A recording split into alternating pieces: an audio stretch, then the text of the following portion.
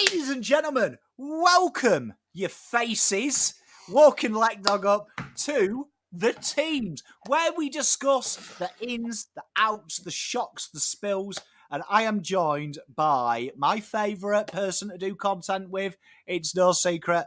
It's Wednesday. It's that time.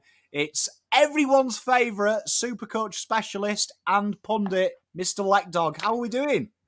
That's quite an intro, Pommy. I'm very excited. It's my favourite time of the week. I get to do the teams with you. We get to talk about what might happen. Then we get to be sad about what does happen and get to reflect upon last week a little bit. And, mostly the best part about this show, Pom, is that we make all these bold predictions. And then if they don't come true, we just never speak about them again. But we will remind you of the ones we get right. Just plausible deniability is your strongest asset in any situation. Absolutely. Well, obviously, let's talk a bit about last week as everyone comes in. My Faz is in the house. You'll see me and Faz a bit later. And he says, give me Dow or we riot. Well, we are coining, and I want this in chat. Hashtag, the time is Dow. The time is Dow. Because I finally changed my tune, and those who have read my preview, I've got him in as super sub. So I'm going to start this year off being the biggest hypocrite. He's back in pop side. I mean, look, I know it was just a silly, dumb pretend game and in the practice match, but I watched that practice match last week, and he looked pretty good. Like, he kicked a few goals, and maybe we had it wrong the whole time, Pom. Maybe he's not a midfielder. Maybe he's a forward. We could do it. I mean, I've got to say, he is well on his last chance saloon with me. The reason I've selected him is, and let's talk a bit about round one game. Let's do it. Movie title as a description of last week's game. While I give Legdog chance to think of it, I'll finish my sentence. But that is your aim, chat. Best movie title on the description. Obviously, last week, O'Brien came on for the last, quarter, and I felt that leg speed and that different energy levels did change the dimensions of the game. Not in the aspect of it made us a better side, but you definitely saw the change of impetus and what that does. And then watching the week, the subs, some were injuries, some were tactical. I felt that it looked to me that could work in Carlton's favour, because I think in the fourth we're guilty of stagnating. So I figured O'Brien's coming in my team. Who's the next quickest? Who's the next cab off the rank? Matt Cottrell became 22 by being a sub. Paddy Dow, last chance. Last chance. I'll give you the good, the bad, and the ugly, Pom. That can be... That can be the title from last week. That's the best I can do at such short notice. And I'll let you fill in the blanks of who the good and who the bad, who the ugly was. Yes, last chance saloon for Paddy Dow. I'm with you. Obviously, I was a couple of years ago pretty adamant that he had a place in the team. Then last year I was like, we should probably be trading him in the off-season. He stuck around. He said he wanted to earn his stripes. Is that because no one else wanted him? We don't know, but he stuck around, and kudos to him for that. So he's got a chance. We talk about this every week, Pom, over the last couple of years, and that is, if a player's doing their job in the reserves and they're doing it better than someone in the seniors, then their opportunities should be presented and they should be rewarded. So, so far he's ticked the boxes. Hopefully we see him. I wouldn't be surprised. I think you might be right. I think he might not be quite best 22. We want to play him for a whole game, but they might go a little bit of reward for effort. We'll play you as the sub, which means that Lockie O'Brien probably comes into that side, right? Because I don't think we're going to be a club that plays the same guy's sub every week. Mate, I agree. And you know what? I'm not saying Dow is the best player, right? I'm not saying that. I'm not jumping back on it.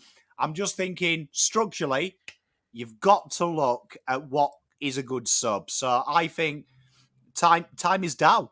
Do you know what I mean? Give him 20 minutes. I remember Cottrell being named sub the game that he took the piss, and literally he never looked back because he played without fear. And you know what? Let's do it. But teams come out in 10 minutes. My movie title is, and this is a B movie, 2017. Fatal Defence is what I'd call it. And these are my thoughts, and I'd love to know what you ladies and gentlemen and Let Dog think. I felt that game was a real structural defensive masterclass. It was, you look at all the stills, particularly in the second and third quarter, 18 men behind the ball almost. Do you know what I mean? You saw Owies playing at high half forward at times, pinching behind at half back. Motlop was doing it.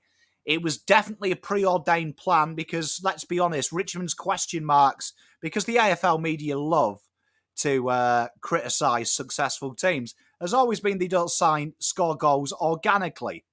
All right? So take the ball out of being live, take it meh. Do you know what I mean? Make it slow.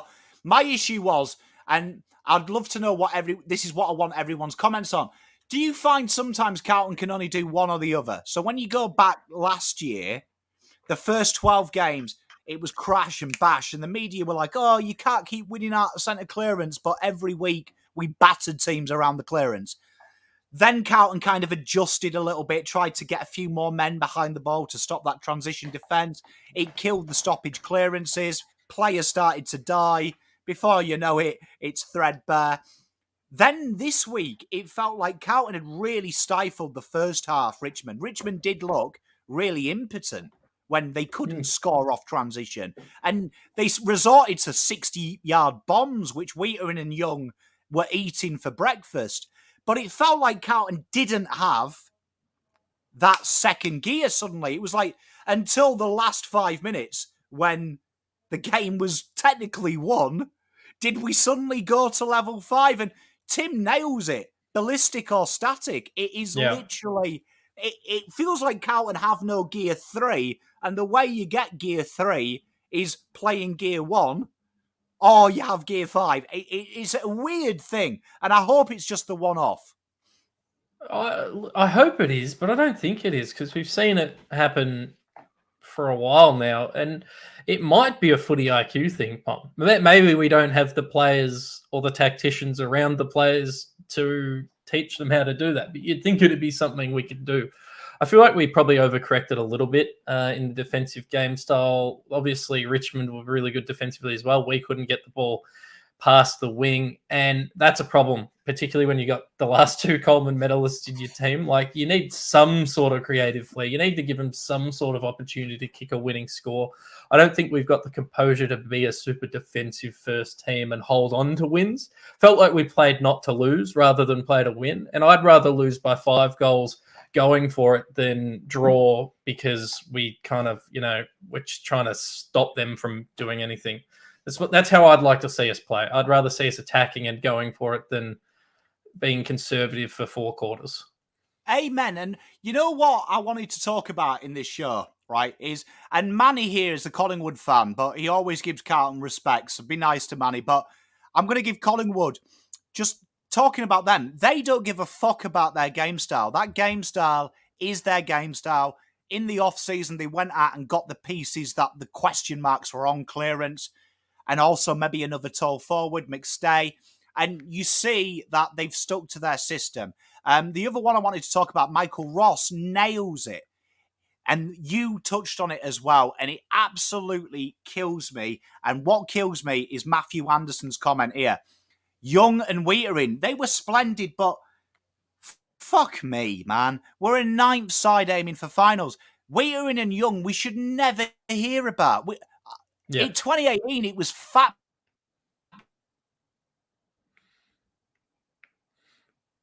All right.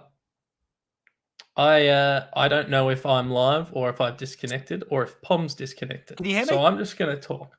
Pom, I think I can hear you again.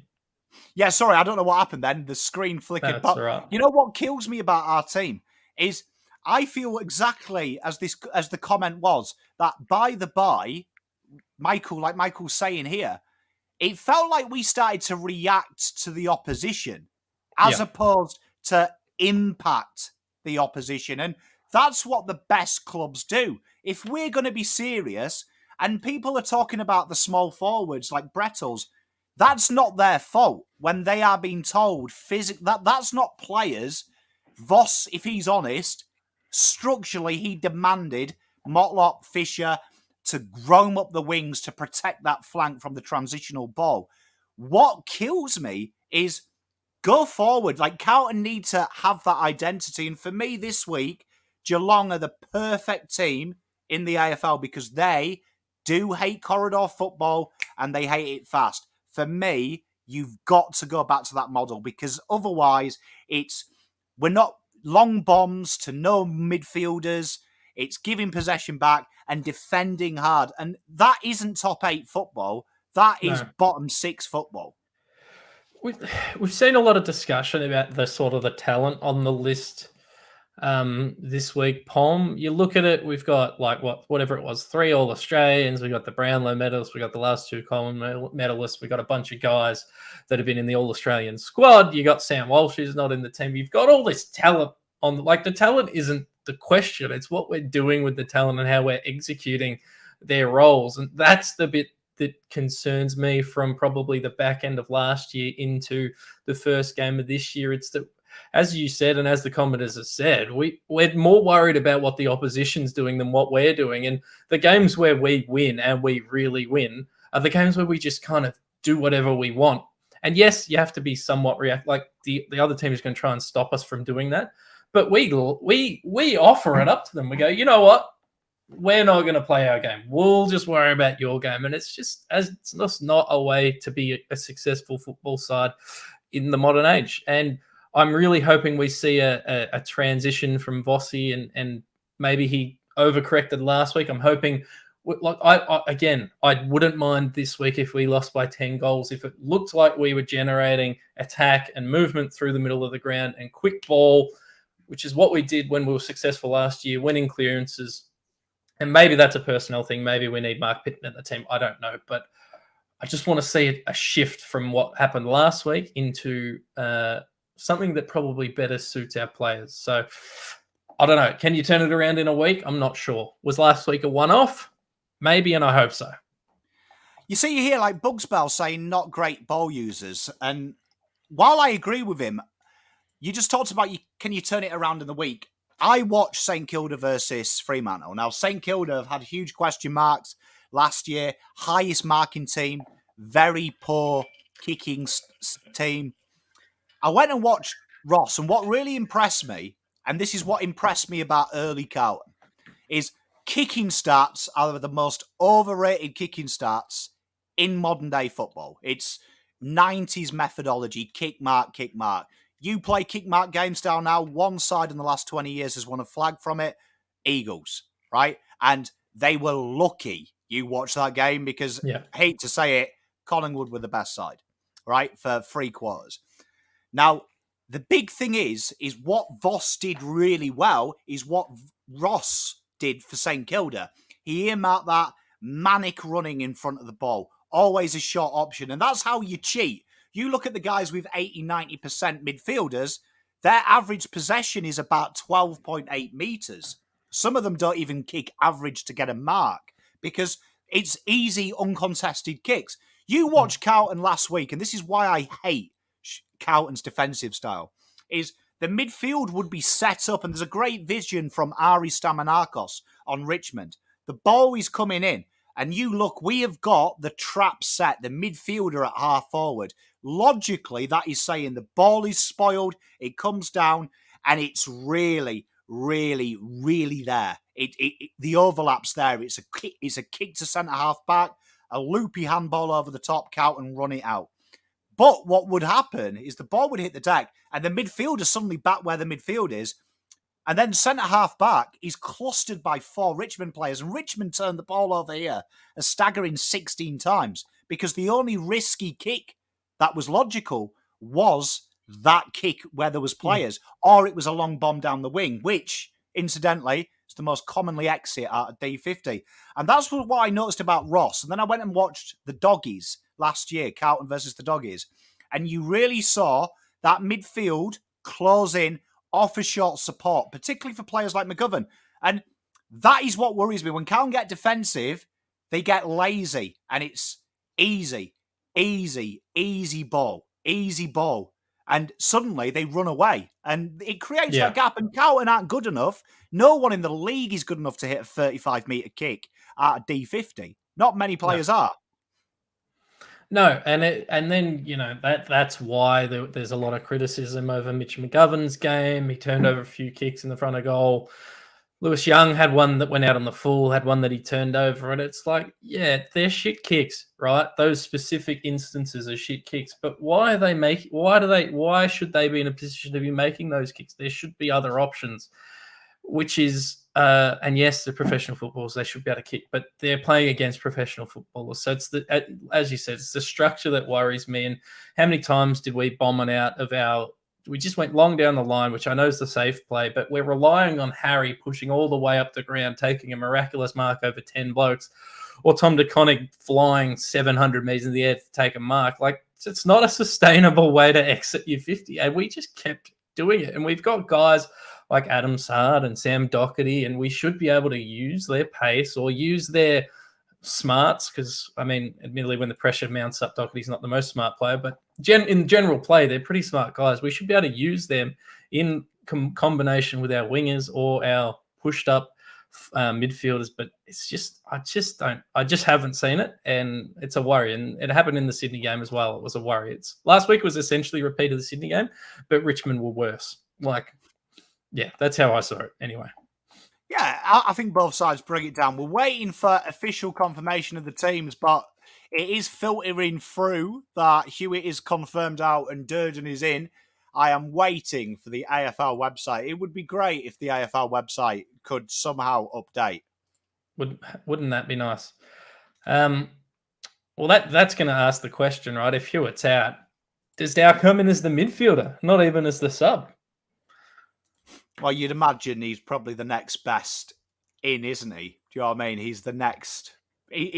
Logically, I mean, I'm just thinking Carroll hasn't exactly set the world alight. And then who else is there? Do you know what I mean? You're clutching at stars. Yeah. No, that's another video for another time, Pom. We got to assess some of our recruiting. This in the last Channel 7 is a Mickey Mouse TV show, right? You know what I mean? Like, no one in the world watches Channel 7, right? Why are they releasing the team news before the AFL app? Well, here's a fun fact, and admittedly, this is many years out of date, but when I briefly was working at an AFL club, we weren't allowed to post the teams until literally exactly 6:20, and the reason was that it all went onto the one AFL database, and the AFL would steal the ins and outs and then publish them themselves. So everyone waits till literally the last second. So I don't know who's leaking out to Channel 7, but I don't like it. It's the second week in a row. Do you know what I mean? Second week in a row. Like, you know what I mean? Help me out. Do you know what I mean? But we are waiting for it. But I mean, obviously, let's talk about Dow. Let me just bring up the POM thing. I'm going to show you guys this. This will hopefully turn you guys on while Leckdog fills in for me. Leckdog, yeah, I'll fill in. Give us some excitement. I've seen a lot of people in here saying they'd rather see Ed Curnow than Dow in the midfield, but I don't know about you. I thought Ed was terrible against Richmond, and I'd prefer him to be a sub than anything. Ed, that is. I just don't understand what he brings to the table at this point in his career, and I know that's not going to be a popular opinion. I've always been a big supporter of Ed Curnow, but I'd actually rather see, and I feel crazy saying this, given the last couple of years, but I'd much rather see Paddy Dow named in the midfield in Hewitt's place than Ed Curnow. And I don't know. I mean, clip that and post it. I don't even know what to make of that.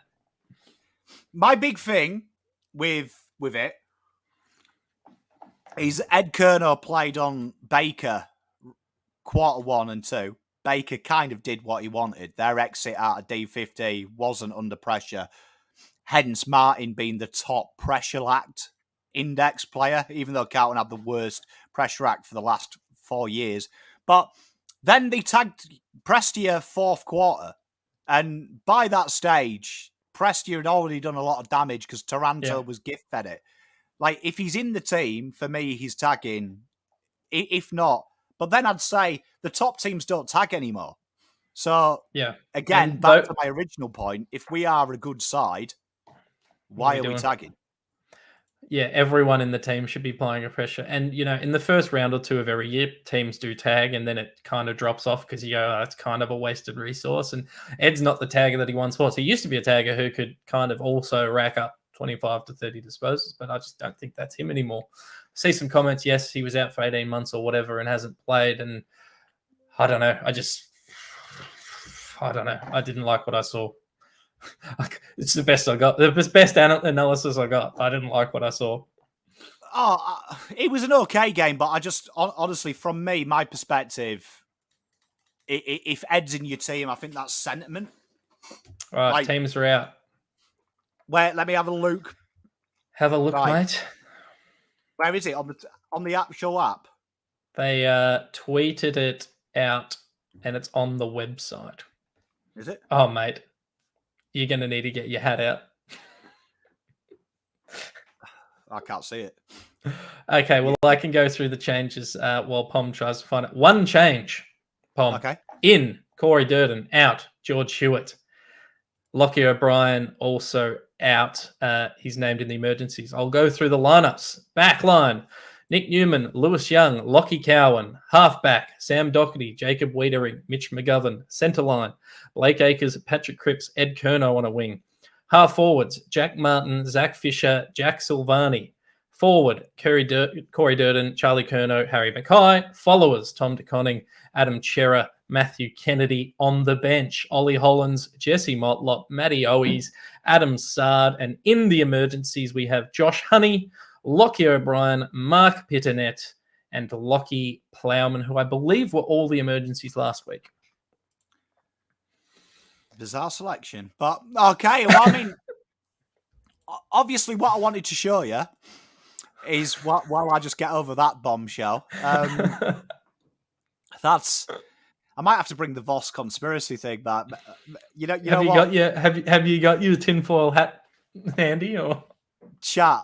I'm now at the stage, just so you know, where I'm actually believing the Voss conspiracy.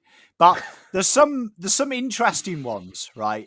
There is some interesting ones, and I made this, right. So what this is Carlton versus the Cats, and that is their output. And it's very interesting because I prepared this purely because Pitternet was going to play. Because if you look at Mr. TDK there, look at this. Plus 55.9% on output. Statistically speaking, his best game.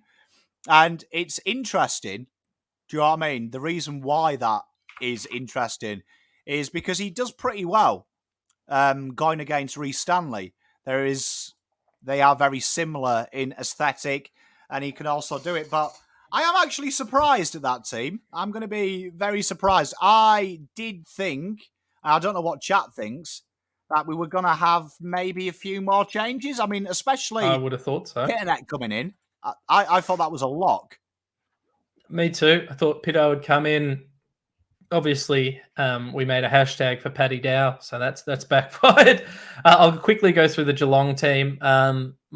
Defence, Mark O'Connor, Sam DeConning, Zach Tui, Isaac Smith, Esava Radigalea, Zach Guthrie in the centre line, Tanner Bruin, Jack Bowes named in the midfield, Max Holmes, half forward, Stengel, Cameron Close, forwards, Ollie Henry, Tom Hawkins, Gary Rowan, on the ball, Reece Stanley, Cam Guthrie, Paddy Dangerfield.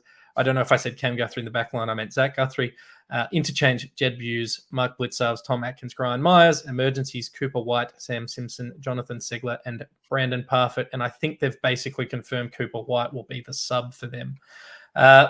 So that's a pretty strong team for them. In Bowes, White, out Stewart, Parfitt, who was the sub. So, yes.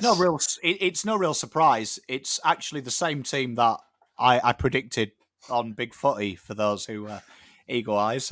Evidently, I'm good as a Geelong selector, not good at Carlton. I mean, J Barbs here makes an interesting point. Obviously, they've taken a midfielder out, brought in that you would suspect. Now, we've just spent 5 minutes bagging Ed, I suppose. Yep. But I don't mind Ed Curnow playing solely in the midfield. Like, if he's going to play that stopping role, I'm quite happy. But I don't know what chat think and what you feel. I just felt when you looked at Carlton, there was 3 major problems for me, and it's the same problems every week. But one, high half forward, Jack Martin, Jesus. Jesus in the ruck has to be the single worst thing I have ever seen. And I have seen childbirth this close up, right? Please stop Why it. were you so close? Mate, entertainment. But that honestly, I'm inquisitive. What can I say? But honestly, that kills me. Right? Do you know what I mean? That kills me because Jesus, his lead up on high half forward is way better than Jack Martin's. And that is where it falls off quite a bit. Jack Martin drops deep, right? And it pisses me off.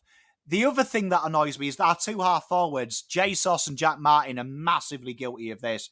And Matty Owies, instead of being at the front, right, full forward, right, they're at the front. But then what happens is they jump with the forward. So when the ball hits the deck, they're in each other's way. Where you watch everyone else stay there.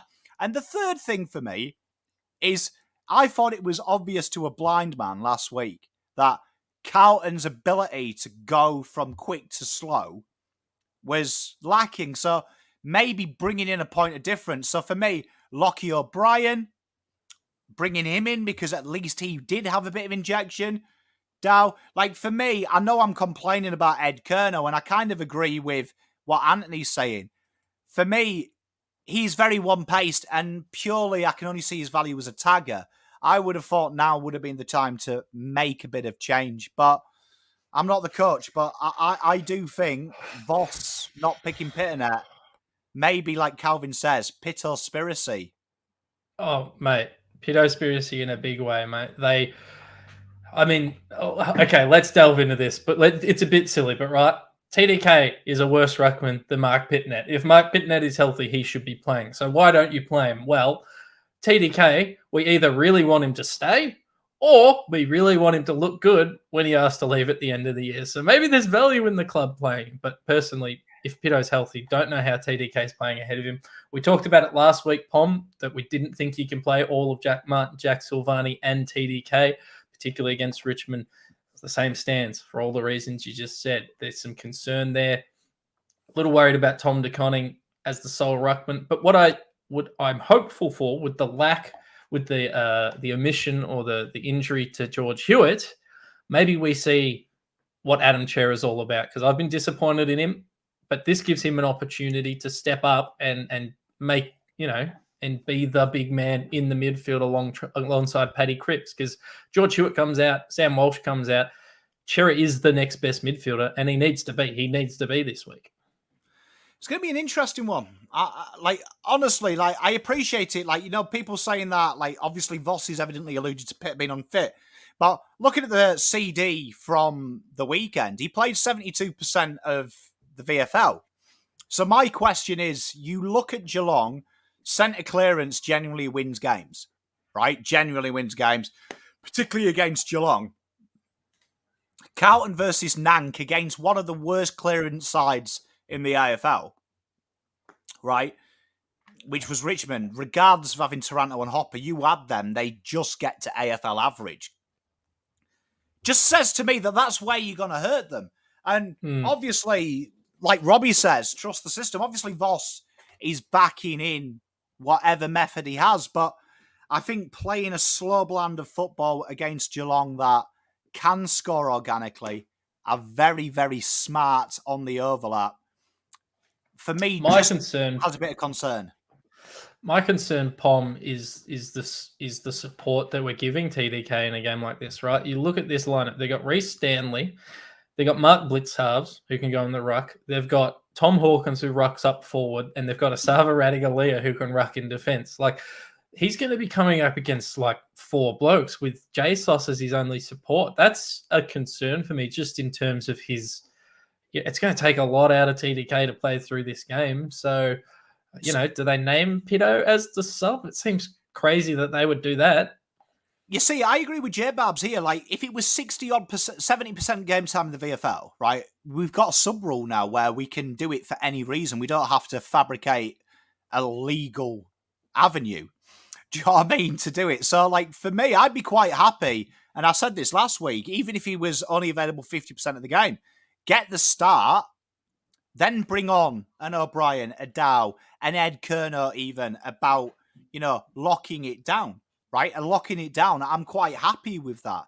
But, the big thing for me is I feel sorry for Jesus and TDK because I watched TDK and TDK's work around the ground against Nang, impeccable, A star. If I could give him a 10, I would have done because he ran him ragged. Problem was, on the ball, where his main job was, too hard. It was too hard. Do you know what I mean? Him versus him versus Nang. Nang killed him. And also Rewalt killed him. Yeah. Right? Which is a concern. And Sam Reid the week before. Yeah, because he gets tired. It's hard work. It's hard yakka going against these big guys. I just think if you can play him 55, 60% of the time and then sub in another midfielder, right, and say, right, okay, TDK, you're going to have to do it for a half, but we've got a 20, 30-point lead. It's proven in the AFL that these big body ruckmen tire, and that's why TDK, go back and watch, and I said this to Terry and he agreed with me, go and watch the second half of the Dogs when Pitternet battered English and then TDK came in. And TDK, you could see, was too big, too clever, too fast, too quick. And that's a big thing for me. But, like, I do worry about this game because people saying back in the system, last week, that system was great if you were a bottom six side trying to cling on and snag points. Yeah. Geelong, they're quite happy to let you have the ball for 80 minutes. Yeah, I guess the one thing that, not the one thing we can be positive about is that our defenders were really good last week and they're going to be asked a lot of again this week. So Doherty, Wiedering, McGovern, Young, Newman, even Cowan was solid last week. He wasn't amazing, but he was solid. They're going to have a lot after them. It's really on our midfield this week, Pom, and our clearances, which is a concern when TDK is our only ruck really in the team. It's going to be a lot of pressure on these mids this week to run both ways and give our forwards an opportunity. And you know what? Maybe that's why Ed stayed in the team, because he can run both ways. I hope so. But there's a lot of pressure on him. And then, as you spoke about before, our small forwards need to be at the fall of the ball. I don't think we've had a crumb in goal outside of Zach Fisher's last week in about 6 months, 6 months worth of games. Say what you will about the Eddie Betts bringing him back. We played him too much. He played too many games at his age. At least he stayed on the ground and got the ball and kicked goals. I'm sick of seeing those 6 forwards all jump at the same time. It should be an easy fix. And Corey Durden comes into the side, and he's not bad at that. He's not bad at having the right position and sneaking those goals through. So excited for that, assuming that we can actually get the ball into the forward half and create those contest opportunities. But yeah, big test for Tom De Koning, big test for the midfielders running both ways. And a lot of guys that I think are going to be having to play out their ass to stay in this side given last week's effort. So and I'm not just trying to be negative, but Zach Fisher wasn't good last week. Historically, though, we have seen him have a bad game, get yelled at all week, and then come out and be, one of our top 5 players. I'm hoping we see that this week. Mate, I agree with you. And I think to answer Sayaf, I think, again, Carlton have 4 of the top 20 leaders that make running leads in the comp. They are JSOS, they are Charlie, number 1 is Harry, I think he's 3rd. Let me just check CD. Yeah, he's tied 1st. He's leading with Hawkins. So Carlton have a lot of players in there. That in fact, looking at Champs data, we're the only one with more than 2. That's great. That's actually depressed me. But you see, the big thing with Carlton is exactly like Ethan says. That was a great start we had on AFL. As Chris is saying, is he had the most crumbing goals for the year for Carlton, Charlie. Yeah. The big thing is I don't think that's the players. I think it's actually the structure and how team defends. Because you actually go to the first 15 rounds, Carlton were getting some decent proportions. At one point, from their forwards, it was more as the weeks went on. And it feels like that there has been a transition from about round 11 to be more team defence orientated to stop the transition. And the big problem for me is always Durden, JSauce are hugely guilty of going up for the marks. Yeah. Going up for the marks instead of staying up front and centre. And it's not so much the leads from the forwards, it's the midfield. You watch Carlton's midfield. They love to drop back and then stay there. They love to go forward and stay there as well. They don't offer... They're meant to be the happy hybrid of the line. So they're meant to get back and help defence out. That's why there's a lot of running. And it's why, if you watch Austin since he's got there, he signed players with incredibly engines. That's been his staple, because he knows this game plan requires a lot of running. And when the running stops, you see long bombs. You see kicks to contests with 3-on-1, because this system is very like Port COVID year, which Hinckley admitted was 90% Voss's game plan, which was hard running and overlapping. And because it was the shortened quarter, it ran teams over.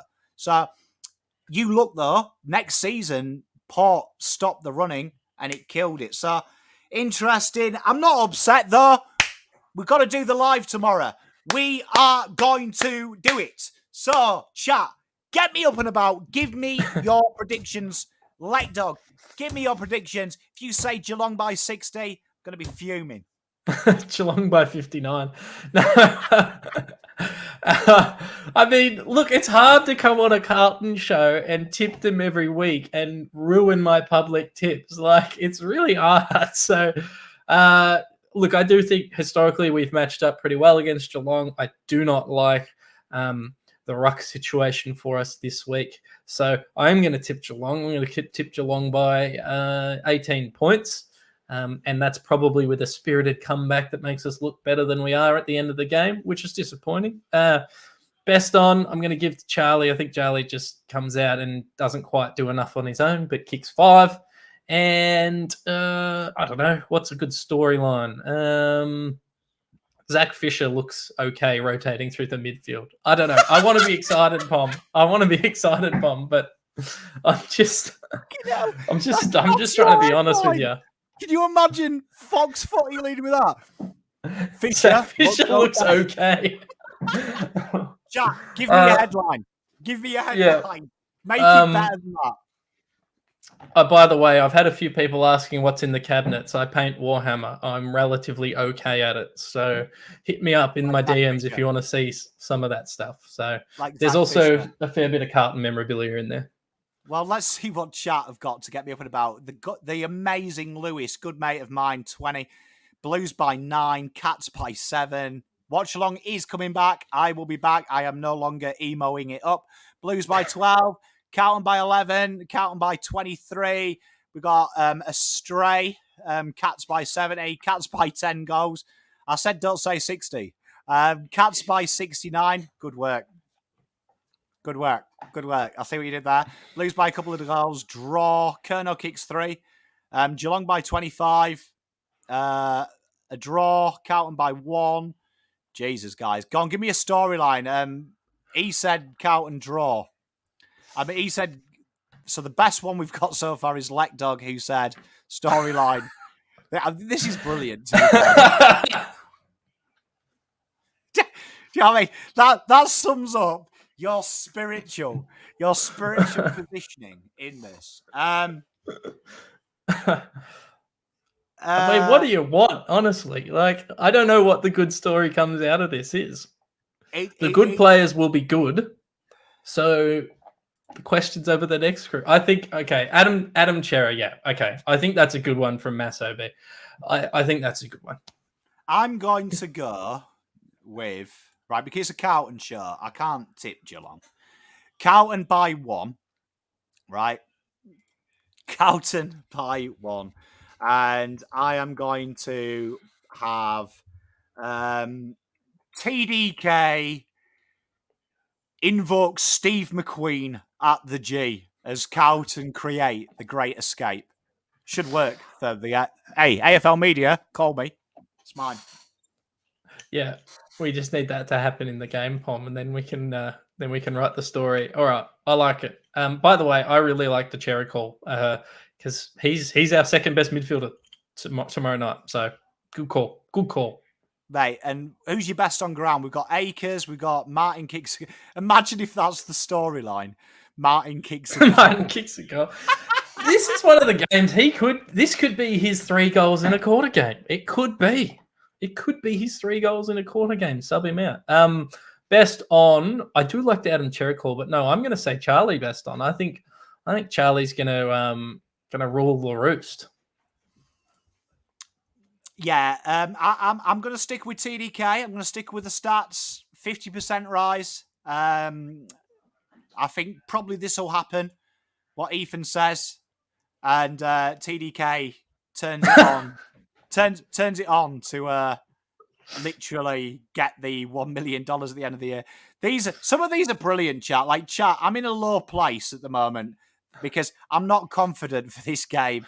And it just takes a guest mark. I mean, chat, come on, chat. Well, it's too early in the year for this, surely. You know what? I have thoroughly enjoyed my time with like Dog and Chat. You've amused me. That is all we got time for. I will be back in 19 minutes, 22 seconds with the amazing Ari long Greek name. I'm not going to absolutely destroy it. I think it is Stamanarkos. If I have offended any Greeks, I sincerely apologise from the bottom of my pom heart. But we'll be back next week with Team News after a 1-point win. And the headline won't be Martin kicks a goal, Akers takes the gas mark. Sacrificial looks okay. Is okay. If it is, this is going to be a very solemn one. But thank you very much, Let Dog. Thank you very much for the chat. You guys are legends. Much love, and we'll see you next week. Go Blues. Go Blues.